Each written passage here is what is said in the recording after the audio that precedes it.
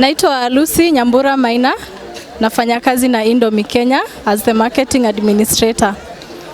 So leo tuko hapa Kenyatta Market, inaitangwa KM. We are here to provide different delicacies for Indomie. We have Indowrap na tuko pia na Githeri Rasta.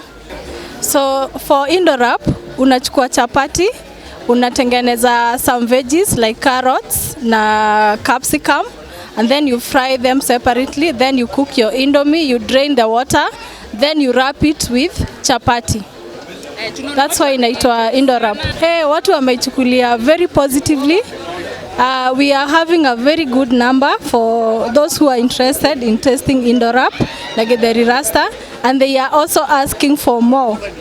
So we are targeting to serve like 1,000 students today. So the next market tutapost kwa our digital platforms. We will also tell you the same so that you get ready, and the followers wakuja pia wa like page, they subscribe for more details on the next episode that you are going to do for Indowrap and Githeri Rasta. Kwa socials, you can do a hashtag Indomie Githeri Rasta, hashtag Indomie Mautamu, hashtag Indowrap.